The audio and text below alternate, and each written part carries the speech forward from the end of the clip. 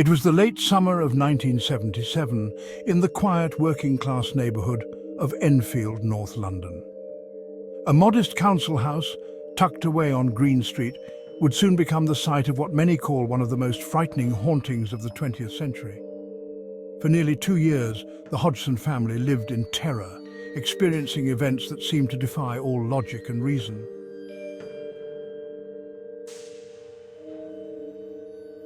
The Hodgson family consisted of Peggy Hodgson, a single mother raising 4 children, Margaret 14, Janet 11, Johnny 10, and Billy 7.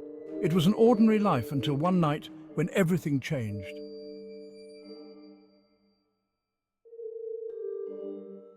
It all began in August of 1977. One night, the Hodgson family was settling in for bed when they heard strange knocking sounds coming from the walls of the children's bedrooms. At first, Peggy thought it was one of the kids messing around, but when the knocks grew louder and more violent, she realized something was terribly wrong.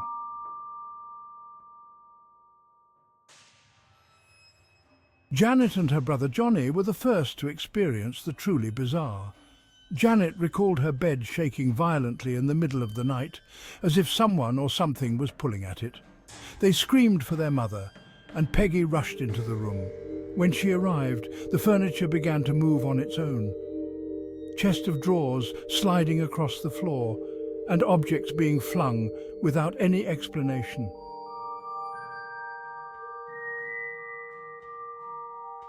In her desperation, Peggy called the local police. When the officers arrived, they too witnessed something they couldn't explain. A chair moved across the floor right before their eyes with no one touching it. In their official report, they noted they could not find a reasonable explanation for what they saw.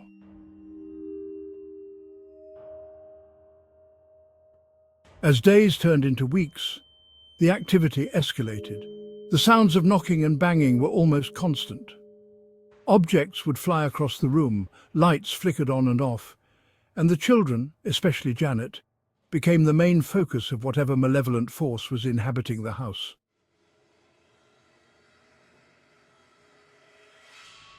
One of the most terrifying aspects was Janet's behaviour. She would go into deep trances, her voice would change, and she would speak in a deep, guttural tone that was entirely uncharacteristic for an 11-year-old girl. She claimed to be possessed by the spirit of an old man named Bill Wilkins, who had died in the house years earlier.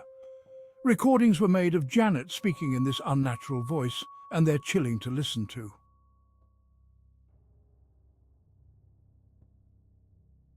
There were also claims of levitation.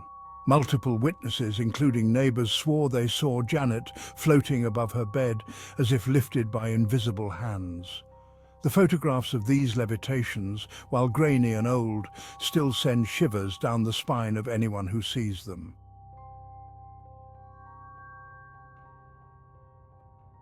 At the height of the hauntings, paranormal investigators Maurice Gross and Guy Lyon Playfair from the Society for Psychical Research arrived to document the phenomena. They spent months with the family, observing and recording hundreds of strange events. Gross, in particular, became convinced that the Hodgson family was experiencing something beyond the realm of human understanding.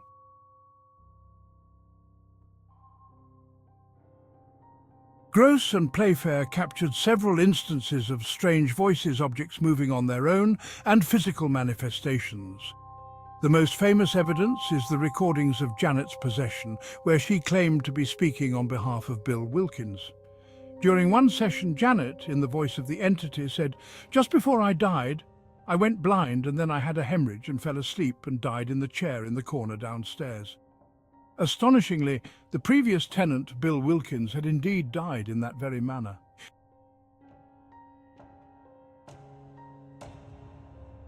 The haunting took a severe toll on the family, especially Janet, who was often at the centre of the phenomena. She became withdrawn, tormented by the experiences. Margaret, the older sister, would later recall how the family felt trapped and terrified, unable to find peace.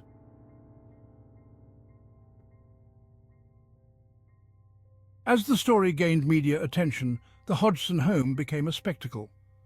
Reporters camped outside the house, and the family was thrust into the public eye, with many people doubting their story, suggesting it was an elaborate hoax.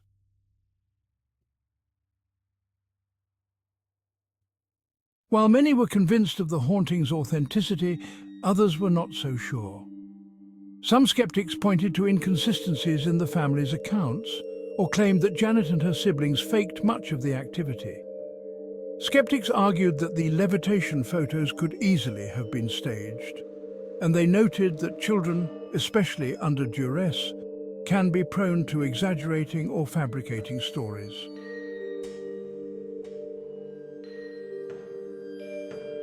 Despite the skepticism, others, including Gross and Playfair, maintained that the sheer volume of evidence and eyewitness accounts made it unlikely to be a hoax. The recordings, the police report, and the numerous witnesses who saw objects moving or heard the disembodied voices gave the case credibility that few other paranormal events have.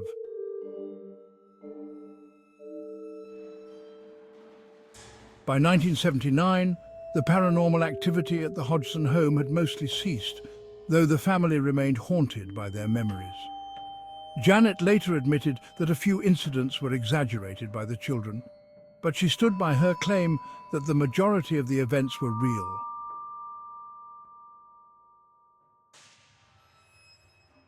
The Enfield Poltergeist remains one of the most well-known hauntings in modern history, inspiring books, documentaries, and even films. To this day, the case continues to divide opinions. Was it an elaborate hoax or a genuine paranormal event?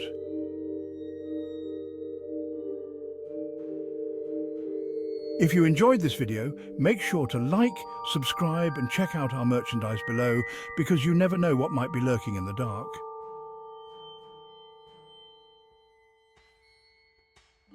Thank you for watching tonight's deep dive into the Enfield Poltergeist. We appreciate every single one of you for supporting the channel and helping us uncover the dark, unsettling stories that haunt the corners of history. If you enjoyed this video, please give it a thumbs up and don't forget to subscribe so you never miss what's next.